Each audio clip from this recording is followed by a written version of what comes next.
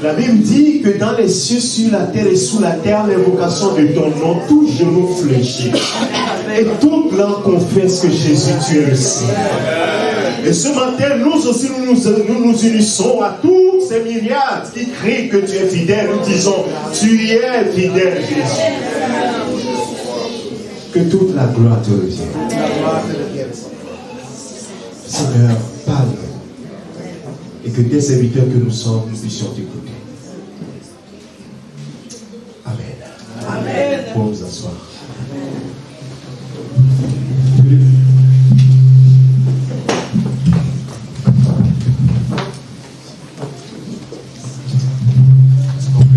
Est-ce qu'on peut éteindre tous les autres micros, s'il vous plaît? Comme ça me permet de ne pas avoir d'interférence. Que le Seigneur bénisse chacun d'entre nous.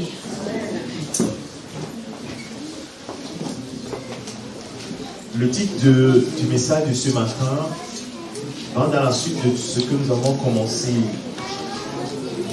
déjà avec notre frère l'évangéliste missionnaire Robert. Nous devons savoir notre position en Christ. Et si nous savons notre position en Christ, cela nous permet de savoir ce que nous pouvons, bien ce que le Seigneur nous demande. Parce que si nous ne connaissons pas notre position, nous ne pouvons pas savoir comment nous devons marcher. Quand Abraham, dans Genèse chapitre 17, l'Éternel l'appelle de nouveau.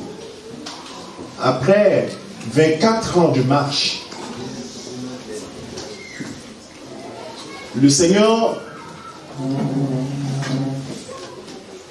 va lui dire quelque chose.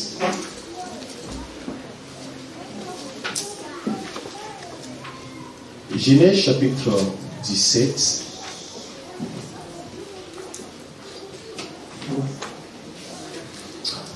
Si vous vous rappelez, le Seigneur avait appelé Abraham quand il avait 75 ans. C'est ce que la Bible nous enseigne. Et nous voyons que dans Genèse chapitre 17, Dieu revient à la charge après que Abraham eut fait 24 ans déjà de marche avec lui. On peut nous afficher du verset 1 et verset 2, simplement. Ça ne fait pas partie du titre de mon message, mais ça m'est venu spontanément et je pense que le Seigneur voulait que nous revenions là-dessus. Il dit, lorsque Abraham fut âgé de 99 ans, l'Éternel apparut à Abraham. Il s'appelait toujours Abraham. Et il lui dit, je suis le Dieu Tout-Puissant. Je suis le Dieu Tout-Puissant. Marche devant ma face et sois intègre.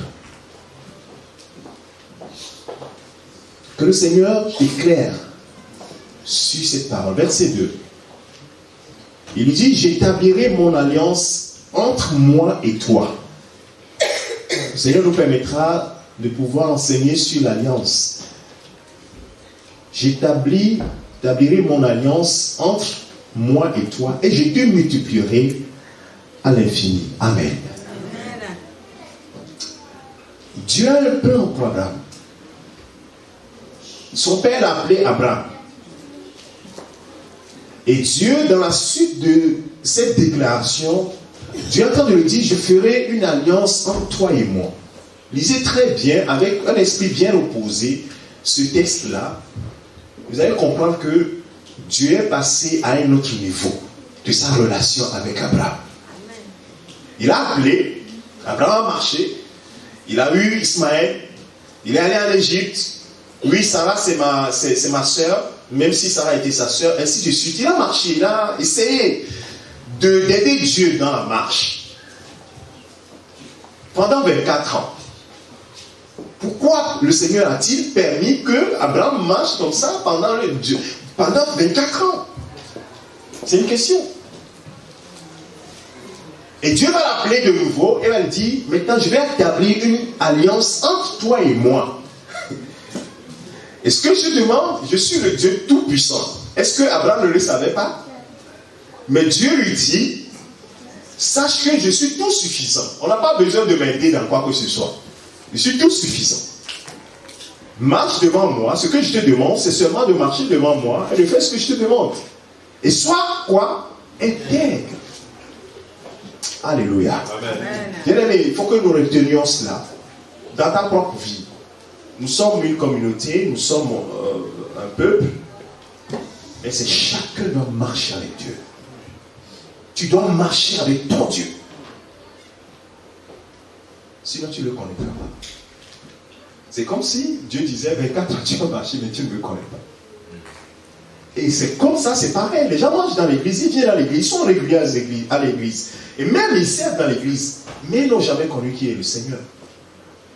Et je ne souhaite pas que cela soit ainsi pour chacun d'entre nous. Nous voulons connaître le Seigneur tel qu'il est. Et cela change notre marche. Cela nous permet de prendre conscience de qui nous sommes et ce que nous voulons faire, ce que Dieu veut faire avec nous.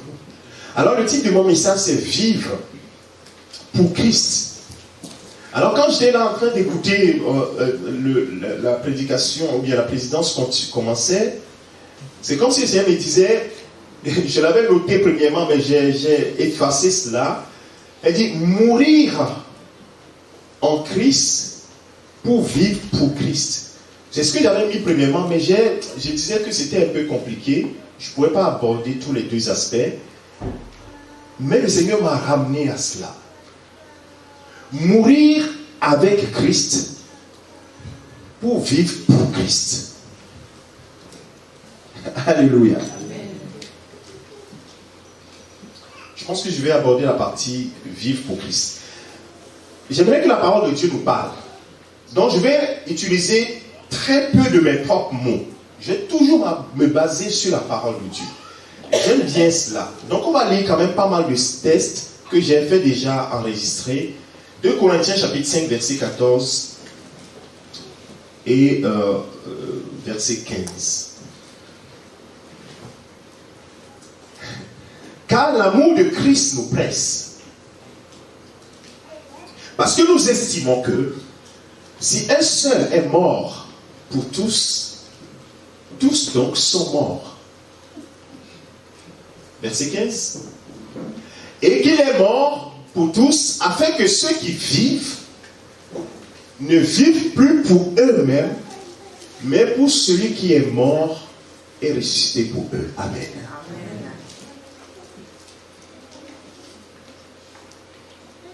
Ces deux versets résument la pensée de Dieu.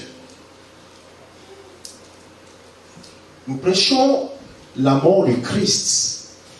Et nous prêchons aussi Christ ressuscité. Et il n'est pas mort ni ressuscité pour lui-même. Il est mort, il est ressuscité pour toi et moi. Dans un but.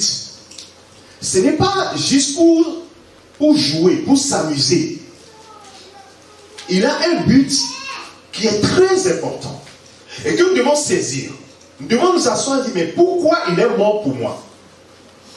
Alors, quand tu arrives dans l'église, on t'invite, donc les gens prient, les gens invoquent Jésus, Jésus est mort pour nous. Toi, si tu rentres dans l'ambiance, Jésus est mort pour nous, ainsi de suite. Mais à aucun moment de ta vie, tu ne t'es pas assis et dis, qu'est-ce que Christ a fait pour moi? Moi, qu'est-ce que Jésus a fait pour moi?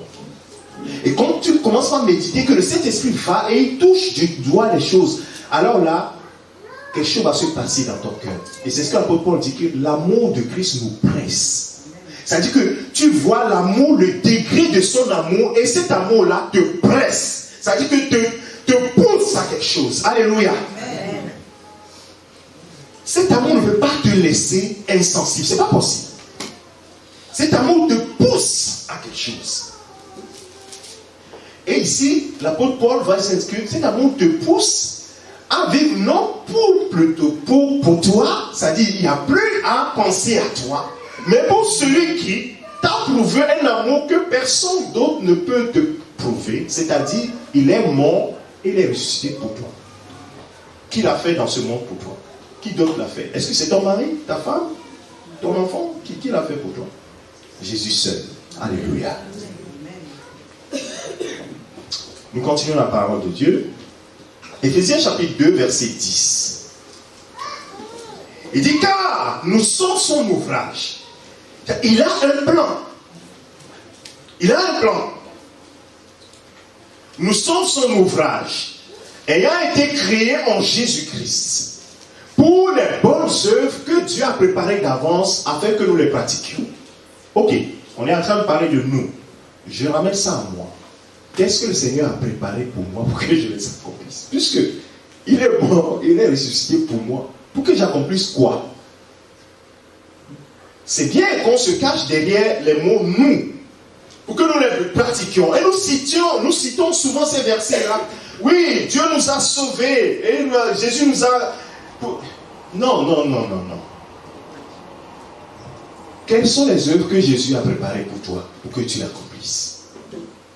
L'amour de Christ, l'amour de Dieu nous presse. Nous presse parce qu'il a un but et nous devons accomplir ce pourquoi il est mort et il est ressuscité pour nous. Ça veut dire que si nous ne le faisons pas, nous avons un contentieux avec lui. Il faut le savoir. Hein? Nous avons un contentieux avec lui. Nous continuons. L'apôtre Paul va dire quelque chose encore. Nous avons beaucoup cité l'apôtre Paul. 1 Corinthiens chapitre 6, verset 18 au verset 20. C'est le verset 19 qui m'intéresse, mais je vais lire un peu plus haut. Mon but ce matin, ce n'est pas, je l'ai dit, si je vais prendre la partie mourir pour Christ, mourir avec Christ et vivre pour Christ, ce sera beaucoup trop long. Je sais que déjà on parle de mourir avec Christ, de mourir avec Christ. Je crois que jusqu'à l'été, on va tourner autour de la croix. Le Saint-Esprit nous conduit à cela, que les gens vraiment connaissent ce qu'ils sont en Christ. Il dit, fuyez l'impudicité, quelque autre péché qu'un homme commette, ce péché est hors du corps. Mais celui qui se livre à l'impudicité pêche contre son propre corps. Ensuite, il dit, ne savez-vous pas que votre corps est le temple du Saint-Esprit qui est en vous, que vous avez reçu de Dieu, et que vous ne vous appartenez point à vous-même, car vous avez été rachetés à un grand prix. Si je m'arrête un petit peu, est-ce que tu sais que tu ne t'appartiens pas? Je ne dis pas qu'on le dit, hein. Je ne dis pas que tu ne le dis pas. Est-ce que tu sais? Ce n'est pas la même chose.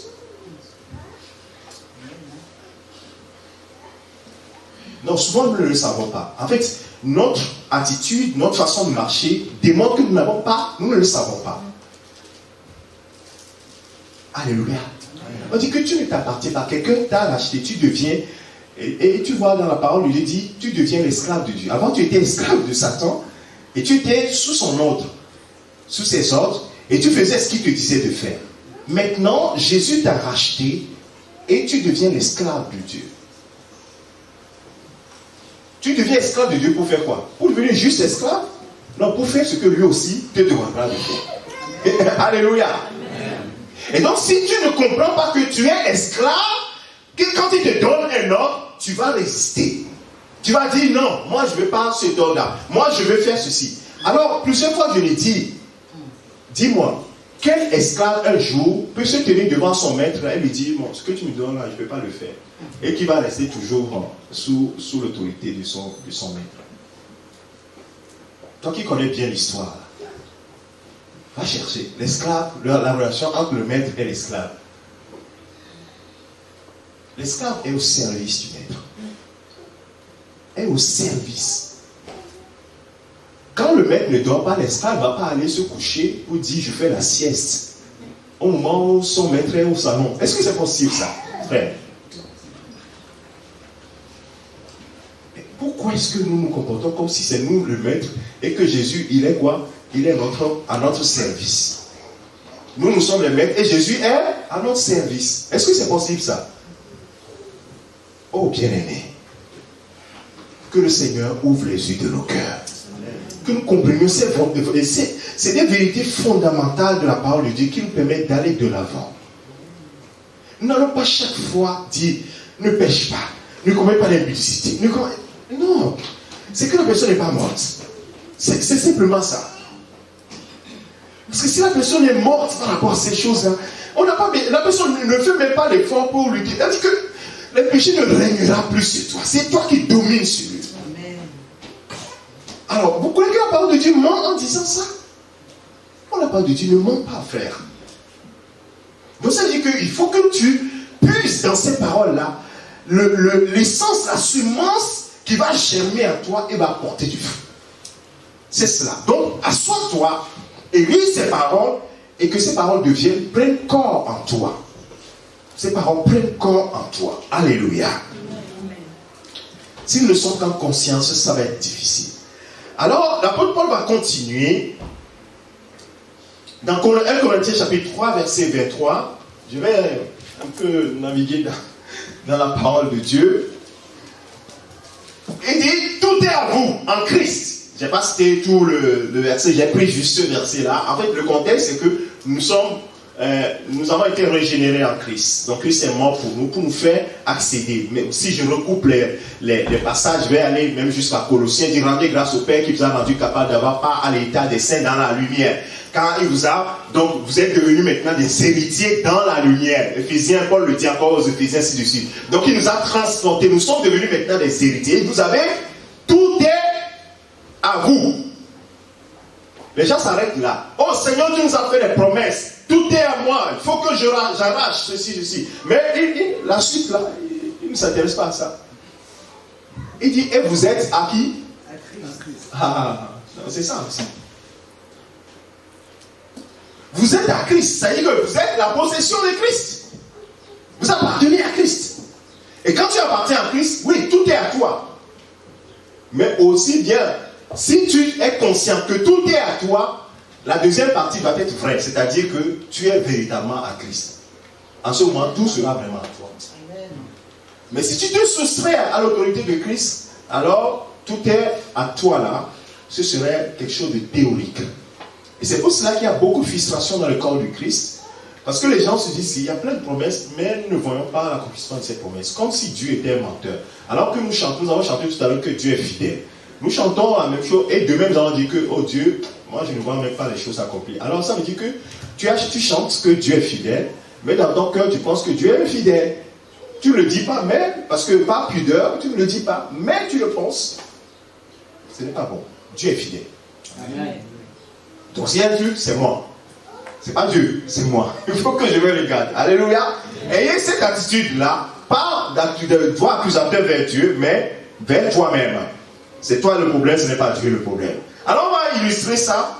Dieu ne nous montre jamais un chemin sans donner l'illustration, sans montrer que c'est possible. Et c'est ça qui est, moi, quand je lis la parole de Dieu avec cette pensée assez cartésienne, je trouve qu'il y a une logique aussi dans la parole de Dieu. Logique spirituelle, que le Saint-Esprit te révèle. Parce qu'il n'y a pas de logique intellectuelle. Non, ce n'est pas possible. Logique spirituelle, elle est vraiment magnifique dans la parole de Dieu. Luc chapitre 2, verset 40 au verset 52, je vais lire assez rapidement. La Bible dit, on va parler de Jésus. Quand il était encore enfant, regardez la pensée de Dieu. On dit, l'enfant croissait et se fortifiait. Il était rempli de sagesse et de grâce de Dieu. Et la grâce de Dieu était sur lui. Les parents de Jésus allaient chaque année à Jérusalem à la fête de Pâques. Lorsqu'il fut âgé de 12 ans, ils y montèrent selon la coutume de la fête. Puis, quand les jours furent écoulés et qu'ils s'en retournèrent, l'enfant Jésus resta à Jérusalem. Son père et sa mère ne s'aperçurent de rien. Bien, ils ne s'aperçurent pas. Croyant qu'il était avec leurs compagnons de voyage, ils firent une journée de chemin et le cherchèrent parmi leurs parents et leurs connaissances. Verset 45. Mais ne l'ayant pas trouvé, ils retournèrent à Jérusalem pour le chercher. J'arrive progressivement. Mais ne l'ayant pas trouvé, ils retournèrent à Jérusalem pour le chercher. Allez-y s'il te plaît. Bon, ok, soit je lis dans mon truc pour ne pas être embêté. Ils retournèrent. Donc au bout de 3 jours, ils le trouvèrent dans le temple, assis au milieu des docteurs, les écoutant et les interrogeant. 12 ans. Alors, tout ce qu'il entendait était frappé de son intelligence et de ses réponses. Quand ses parents le virent, ils furent saisis d'étonnement et sa mère lui dit, « Mon enfant, pourquoi as-tu agi de la sorte avec nous? Voici ton père et moi, nous te cherchions avec angoisse. » La réponse de Jésus. C'est ce sur quoi je vais attirer ton attention. Et Jésus dit quoi? Pourquoi me cherchiez-vous? Ne saviez-vous pas qu'il faut que je m'occupe des affaires de mon Père? 12 ans. C'est le bouleversement. Il faut que je m'occupe des affaires de mon Père. Mais il ne comprit pas ce qu'il leur disait. Puis il descendit avec eux pour aller à Nazareth et il leur était soumis. Jésus était soumis aux parents, toujours. Sa mère gardait toutes ces choses dans son cœur. Et Jésus croissait en sagesse, en stature et en grâce devant Dieu et devant les hommes. Amen. Amen. C'est important d'avoir ce passage-là. Il faut que je m'occupe des affaires de mon Père. Donc si je me suis échappé, ce n'est pas pour aller m'amuser. Comme un enfant, un garçon de 12 ans qui va jouer. Non, il faut que je m'occupe des affaires de mon Père. Donc à 12 ans, il a pris conscience qu'il n'était pas n'importe qui. Alors, toi, frère et soeur, tu sais qui tu es. Tu comprends que si tu t'amuses, c'est que tu ne sais pas qui tu es réellement. Ou bien tu ne sais pas ce que le Père te demande, ton maître te demande réellement. À 12 ans, il prenait déjà conscience qu'il devrait s'occuper des affaires de son Père. Si je fais un petit raccourci, ça veut dire que celui qui est mort et ressuscité pour nous, nous devons nous occuper de ses affaires. Amen. Oh, que le Seigneur est merveilleux. Dans Jean chapitre 8, verset 27, verset 29, Jésus va révéler aussi quelque chose. Donc il a grandi, nous avons connu comment Jésus a marché. Et dans Jean chapitre 8, verset 27, verset 29, Jésus donc leur dit, quand vous aurez élevé le Fils de l'homme, alors vous connaîtrez ce que je suis. Ça veut dire que Jésus savait qui il était. Amen. Ce matin on nous a dit, nous avons une position en Christ. Et donc quand nous savons ce que nous sommes, ou bien qui nous sommes, alors notre façon de raisonner, notre façon de marcher change également. Et que je ne fais rien de moi-même. Je vous dis, l'illustration, Jésus, il montre le chemin, c'est lui le chemin, le modèle parfait. Donc à 12 ans, il dit, je dois m'occuper des affaires de mon Père. Alors à l'âge adulte, au moment où il a commencé le ministère, il révèle aux pharisiens qu'il interrogeait, ainsi de suite, faisait des choses. Il a dit que je ne fais rien de moi-même. Je suis au verset 29 maintenant.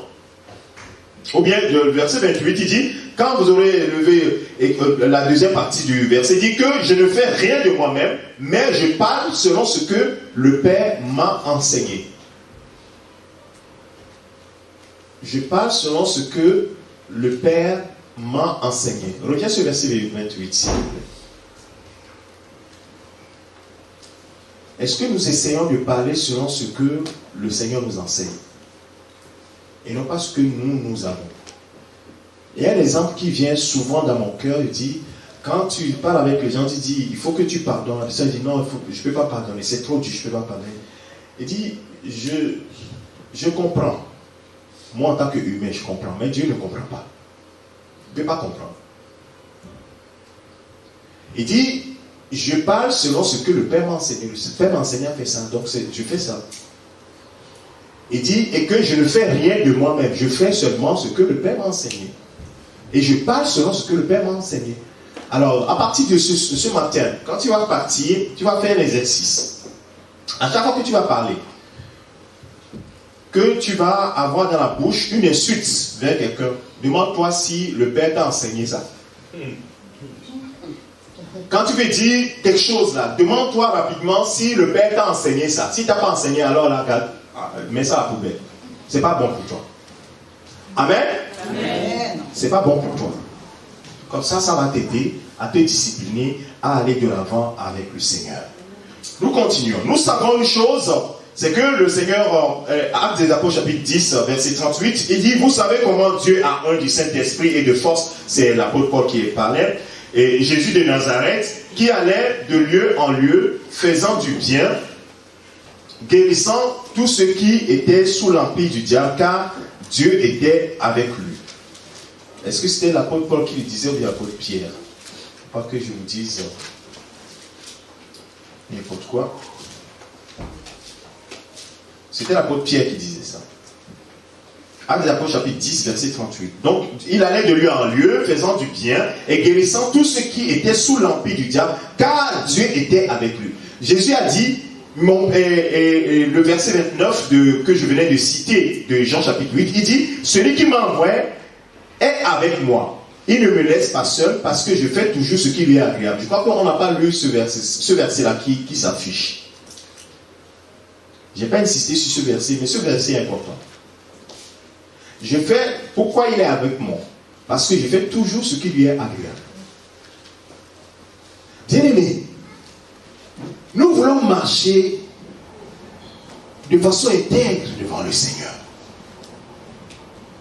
Donc apprends ces choses, laisse ta connaissance antérieure et écoute la parole de Dieu. Je ne te prêche pas ma vie, je te montre juste la parole de Dieu. Jésus dit, le Père est avec moi parce que je fais toujours ce qui lui est agréable. Alors prends l'opposition de cette phrase. Si je ne fais pas ce qui lui est agréable, est-ce que le Père est avec moi?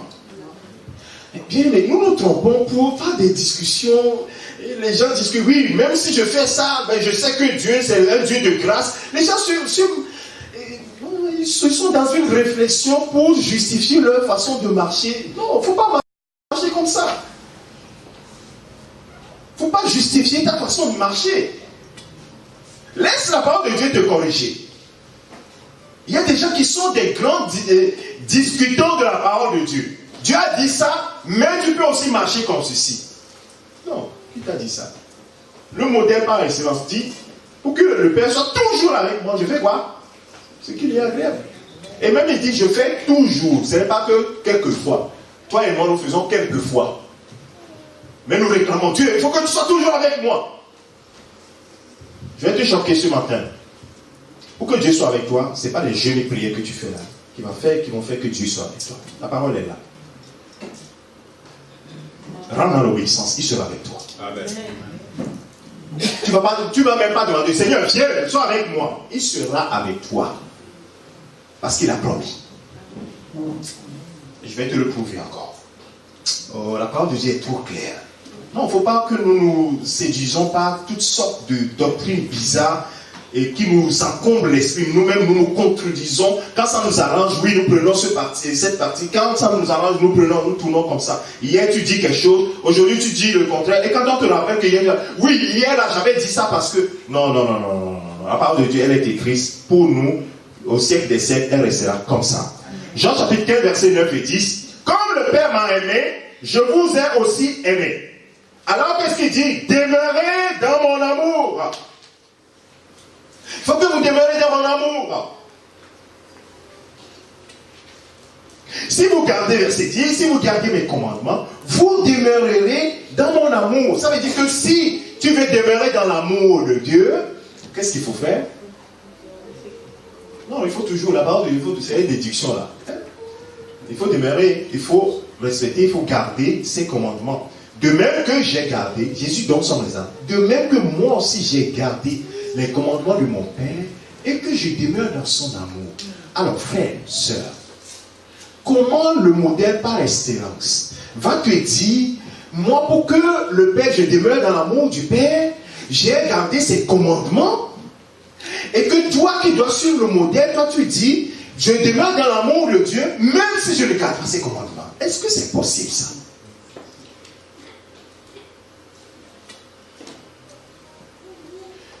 Je demeure dans son amour parce que j'ai gardé ses commandements. Toi aussi, demeure dans son amour et tu demeures dans ses commandements et quoi? Il sera avec toi. Garde ses commandements et tu demeures dans son amour. Est-ce que la parole de Dieu n'est pas claire? Je n'ai pas l'impression de vous troubler ou bien de vous mettre dans la confusion. Les paroles sont très limpides, sont très claires. Il n'y a pas d'ambiguïté. Jésus donne son modèle et il dit, vous aussi faites de même que moi. Amen. Amen. Oh, merci Seigneur. C'est étonnant qu'aujourd'hui, nous prions beaucoup. La prière est très importante. Moi-même, je prie beaucoup. Mais je ne prie pas pour chercher des choses. Forcément, c'est des choses. Quand j'étais enfant, je priais comme cela. Mais quand j'ai commencé par comprendre certaines choses, il y a certaines choses, on n'a pas besoin de parole. On a besoin juste d'obéissance. C'est l'obéissance. C'est l'obéissance. Il y a certaines choses, c'est l'obéissance. Il n'a pas besoin que tu obéis. Simplement. Nous allons prendre quelques illustrations dans la vie de l'apôtre Paul rapidement. Le temps passe. Et là, je vais souligner quelques points. L'apôtre Paul, vous connaissez cette déclaration extraordinaire et très, très connue. Il dit, ce n'est pas moi qui vis, ce n'est plus moi qui vis. Voilà. Donc, même ceux qui ne connaissent pas très bien la parole de Dieu, ils savent qu'il y a eu une déclaration importante comme ça dans une vie. Galates chapitre 2, versets 19 et 20. Il dit, j'ai été crucifié avec Christ, mourir avec Christ. Et si je vis, ce n'est plus moi qui vis, c'est Christ qui vit en moi. Si je vis maintenant dans la chair, je vis dans la foi au Fils de Dieu qui m'a aimé et qui s'est livré lui-même pour moi. Et comme c'est Christ qui vit en lui, qu'est-ce qu'il va faire? Il va tout faire pour ne pas plaire aux hommes. Il va plaire à Dieu. C'est que tout ce qu'il va faire, il va plaire à Dieu. Il va chercher à plaire à Dieu. Est-ce que c'est pas ce que Jésus a dit? Il dit, je fais toujours ce qui lui est agréable. Donc la pensée de l'apôtre va être tournée vers faire ce qui est agréable à son Dieu. Frère, sœur, quand tu vas sortir d'ici, est-ce que tu vas penser aussi comme cela? Ce sont des guides qui nous aident à marcher avec Dieu. Hein? Ce sont des clés en fait. Il dit, je ne vis plus pour moi-même, mais je vais faire ce qui lui est agréable. Donc ce qui plaît aux hommes, ça ne m'intéresse pas. Ce qui va plaire à mon Dieu, c'est ça qui est important. Ça veut dire qu'il y aura des choses qui ne vont pas plaire aux hommes, mais qui va plaire à Dieu. Et il faut choisir la part de Dieu. Il ne faut pas choisir la part des hommes. Très souvent, nous faisons l'erreur, nous choisissons la part des hommes. Dieu, qu'est-ce que les hommes ont pensé, ceci, cela. Et nous choisissons, par honte ou ceci, nous choisissons la part des hommes. Non, c'est pas bon. Il faut choisir la part de Dieu. Galates chapitre 1, versets 14 et 16. Il dit maintenant, est-ce la faveur des hommes que je désire ou celle de Dieu? Posez-vous la question. Quand vous prenez une décision, quand vous avez fait un choix, est-ce que c'est la faveur des hommes que je cherche ou bien la faveur de Dieu? Est-ce que je cherche à plaire aux hommes? Si je plaisais encore aux hommes, je ne serais pas serviteur de Dieu. Tu as les textes ou pas? Galates chapitre 1, verset 14 au 16. 10, verset 10. Et qu'est-ce que j'ai dit? Quel chapitre? Galates chapitre 1. Oui. 10. Je lis quoi? Verset 10. Verset 10 au verset 16, s'il te plaît. Verset 10 au verset 16. Parce que c'est le verset 14 à 16 qui m'intéresse, mais je vais prendre plus haut. Voilà. Il dit, je déclare, donc je ne cherche pas la faveur des hommes, je cherche la faveur de Dieu. Et donc comme je ne cherche pas la faveur des hommes, si je cherche la faveur des hommes, donc je ne suis pas serviteur de Dieu. Donc vous comprenez que moi aussi, je ne vais pas chercher à vous plaire, comme moi je vais suivre aussi le modèle de mes aînés. Je ne vais pas chercher à vous plaire. Donc il y a des choses, je sais les dents, mais je te l'ai dit. Je sais que ça ne va pas te plaire, mais je te l'ai dit. Parce que je ne vais pas te plaire, je veux plaire à Dieu, parce que Dieu me dit de le dire, je vais le dire. Vous comprenez? Et c'est pourquoi un jour, j'avais, dans une déclaration, j'avais dit, on m'a présenté les responsables, j'avais dit que certainement j'ai dû dire des choses qui t'ont blessé ou bien qui t'ont choqué, ainsi de suite. Mais sache que je ne l'ai jamais dit par esprit de revanche. Non. Je l'ai dit parce qu'il fallait que je le dise. Je sais que ça ne va pas te plaire, mais je l'ai dit parce que je vais être agréable à mon Dieu. Il m'a dit de te le dire et je te le dis. Amen. Il dit, verset 11, je vous déclare, frère, que l'évangile qui a été annoncé par moi n'est pas de l'homme, car je ne l'ai ni reçu ni appris d'un homme, mais par une révélation de Jésus-Christ. Vous avez su en effet quelle était autrefois ma conduite dans le judaïsme, comment j'ai persécuté à outrance et ravagé l'église de Dieu, et comment j'étais plus avancé dans le judaïsme que beaucoup de ceux de mon âge et de ma nation, étant animés d'un zèle excessif pour les traditions de mes pères. Mais lorsqu'il plut, ça c'est très important. Ça, il a décrit sa vie passée. Il dit maintenant, lorsqu'il plut à celui qui m'avait mis à part dès le sein de sa mère, de ma mère plutôt, et qui m'a appelé par sa grâce, de faire quoi? Il m'a appelé à faire quoi?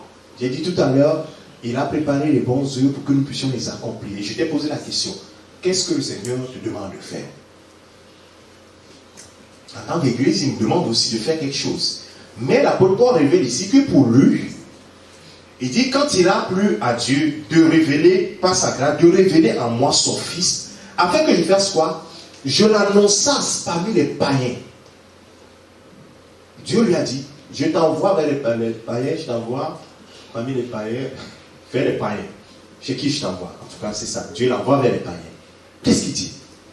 Aussitôt, promptement, je ne consultais ni chair, ni la chair, ni le sang.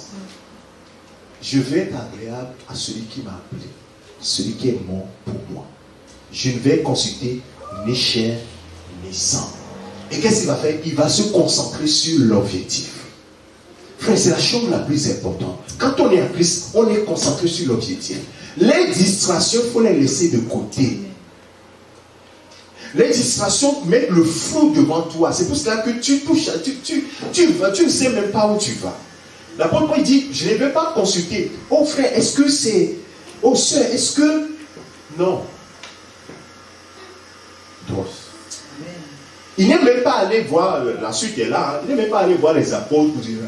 Est-ce que les apôtres, on lui dit, ah, toi là, toi, tel qu'on te voit là, est-ce que toi tu peux aller vers les païens? Non. Les hommes, c'est ça, hein?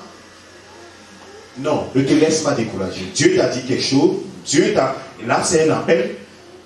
Il va marcher dans son appel. Et il va se concentrer sur sa mission. Et il va le dire plus tard, dans Actes des Apôtres, chapitre 26, verset 12 au verset 18. Le temps passe, je le vois. C'est dans ce but que je me rendis à Damas. Dans l'autorisation, c'est toujours la suite des événements. Donc, il parle à Galates, aux Galates. Et dans Luc aussi le révèle dans Actes des Apôtres. Donc c'est important de prendre ces textes-là pour... c'est la suite en fait. Hein. Il dit, c'est dans ce but, donc d'annoncer aux païens donc, la révélation du Christ, que je me rendis à Damas avec l'autorisation et la permission des principaux sacrificateurs, vers le milieu du jour au roi. Je vis en chemin, c'est Paul qui est en train de parler, je vis en chemin resplendir autour de moi et de mes compagnons une lumière venant du ciel et dont l'éclat surpassait celui du soleil. Nous tombons tous par terre et j'ai entendu une voix qui me disait en langue hébraïque, c'est ce que je disais tout à l'heure, Saul, Saul, pourquoi me persécutes-tu? Il te sera dur de regarder contre les aiguillons. Je répondis, qui es-tu Seigneur? Et le Seigneur dit, je suis Jésus que tu persécutes. Mais lève-toi et tiens-toi sur tes pieds, car je te suis apparu pour t'établir ministre et témoin des choses que tu as vues et de celles pour lesquelles je t'apparaîtrai, oui. Ensuite, je t'ai choisi du milieu de ce peuple et du milieu des païens vers qui je t'envoie. Pour faire quoi? Afin que tu leur ouvres les yeux, pour qu'ils passent des ténèbres à la lumière et de la puissance de Satan à Dieu, pour qu'ils reçoivent par la foi en moi le pardon des péchés et l'héritage avec les sanctifiés. Amen. Amen. Tellement c'est clair pour l'apôtre Paul que lorsqu'on lui demande et il raconte son histoire, j'étais à Damas, j'allais persécuter l'église, et Jésus m'est apparu, et il m'a dit, je t'envoie vers les païens. Et donc dans Galates, il dit, je n'ai consulté ni chair, ni sang, je suis parti pour annoncer, parce qu'il m'a dit, il faut que tu fasses quelque chose, il faut que tu ouvres les yeux des gens qui ne voient pas spirituellement. Tu ouvres leurs yeux pour qu'ils voient que ils sont dans les ténèbres et qu'il y a une grande lumière qui est Jésus qui est venu vers eux. Et que ces personnes passent des ténèbres à la lumière de la puissance de Satan qui passe à Dieu. La mission est claire dans la tête de l'apôtre Paul. Même étant dans les chaînes de la prison, il peut encore expliquer sa mission. Amen. Amen. Quelle est la mission que le Seigneur te donne? Le Seigneur t'appelle à quoi? 1 Corinthiens chapitre 9, verset 15, verset 27. Si j'annonce l'évangile, ça j'aime beaucoup ce passage. J'aime beaucoup ce passage. Ce passage est très fort.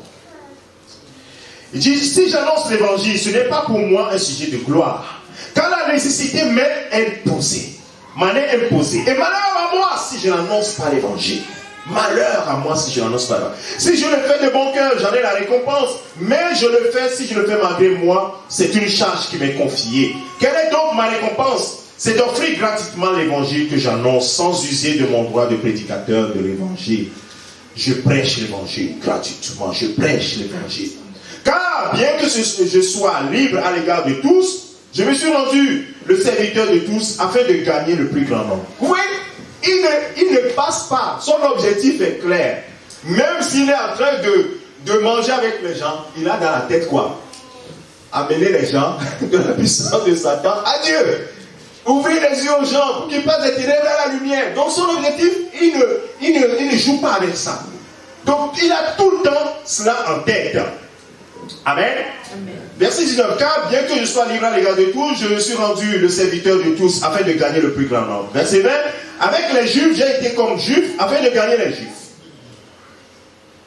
Avec ceux qui sont sous la loi, comme sous la loi, quoique je ne sois pas moi-même sous la loi, afin de gagner ceux qui sont sous la loi. Avec ceux qui sont sans loi, comme sans loi, quoique je ne sois pas sans la loi de Dieu, étant sous la loi de Christ, afin de gagner ceux qui sont sans loi. J'ai été faible avec les faibles, afin de gagner les faibles. Je me suis fait à tous, tout à tous, afin d'en sauver de toute manière quelques-uns. De toute manière quelques-uns. Je fais tout à cause de l'évangile, afin d'y avoir part. Ne savez-vous pas que ceux qui courent dans le stade courent tous, mais qu'un seul remporte le prix? Courez de manière à le remporter. Frères et sœurs, courez de manière à le remporter. Ne courez pas pour quelqu'un. Courez de manière à remporter le prix. Et il va dire, tous ceux qui combattent s'imposent toute espèce d'abstinence. Et ils le font pour obtenir une couronne corruptible.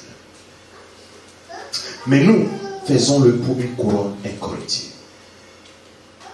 Et qu'est-ce que lui fait? Il dit, moi donc, je cours. Non pas comme à l'aventure. Non pas comme à l'aventure. Je frappe. Non pas comme battant l'air. Mais je traite durement mon corps. Je le tiens assujetti. De peur d'être moi-même rejeté après avoir prêché aux autres. Oh frère. Note bien ces genres de versets. Il faut les méditer.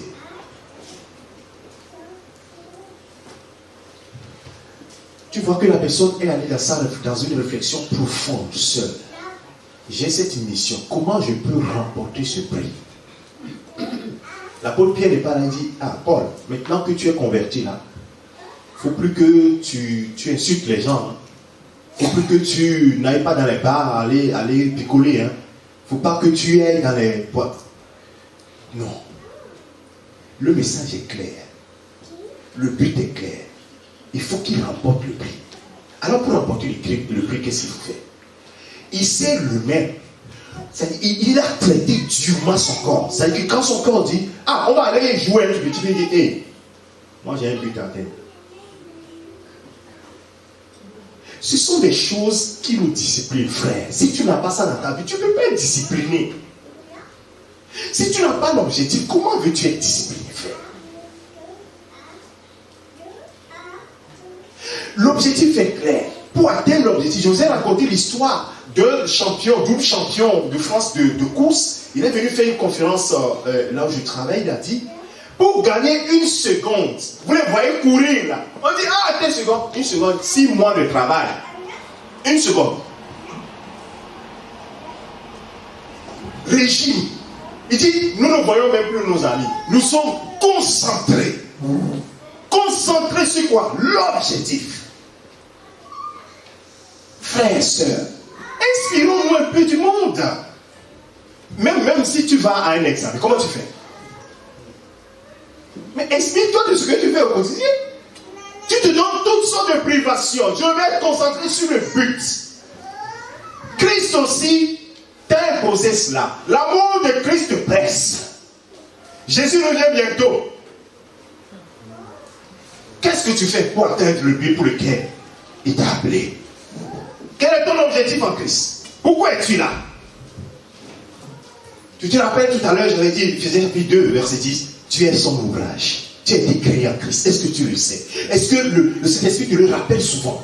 Tu es son ouvrage. Tu ne peux pas faire n'importe quoi. Tu es son ouvrage. Tu ne peux pas parler comme ça. Tu es son ouvrage. Tu ne peux pas marcher, être comme le psaume 1 dit, être dans ceux qui marchent avec les moqueurs, c'est ça? Voilà, s'asseoir avec les moqueurs, rigoler, oh, mettre les pieds sur la table, rigoler, faire des choses. Les gens picotent, tu es là, au milieu d'eux, tu es à l'aise au milieu d'eux.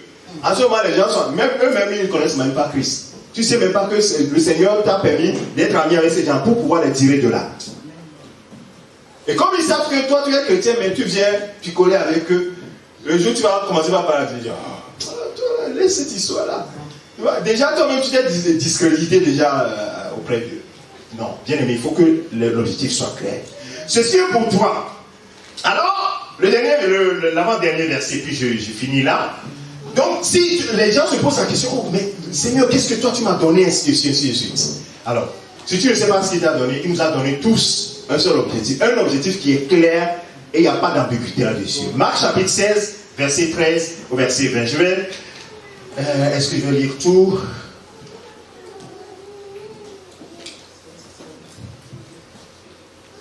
Marc chapitre 3. Je vais voir lequel parce que le temps passe. Bon, je vais lire. Il revint l'annoncer aux autres qui leur crurent, non pas tous. Je vais lire à partir du verset 15. Verset 15, s'il vous plaît. Puis il leur dit, allez par tout le monde entier. Voilà. Allez par tout le monde entier. Et prêchez la bonne nouvelle. Cette parole-là est allée aux disciples.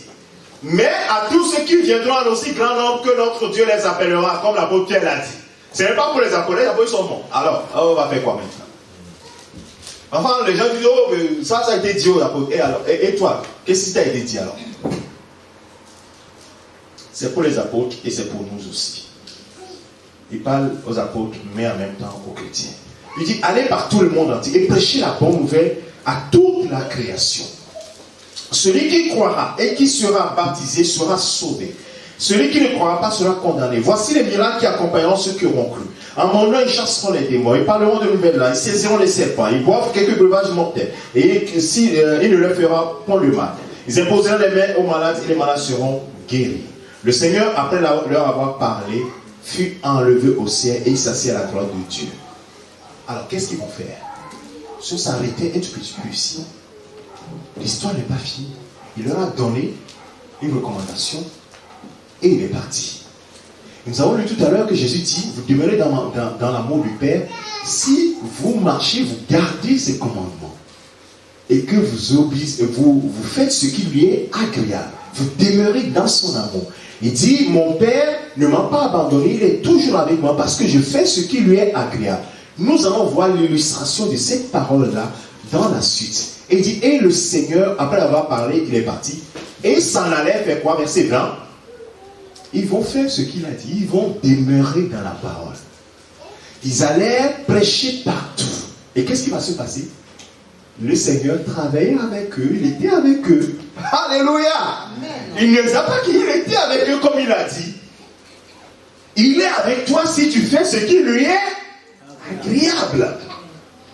Le Seigneur était avec eux, travaillait avec eux, et il faisait quoi? Confirmait la parole par des miracles qui l'accompagnaient. Frères et sœurs, que le Seigneur bénisse ces paroles dans nos cœurs. Nous avons tellement de choses à faire avec le Seigneur. Il nous a tant aimés. L'amour de Christ doit nous presser, frères, à vivre dans ce siècle d'une manière digne du Seigneur. Si vous êtes d'accord, nous allons nous lever tous ensemble.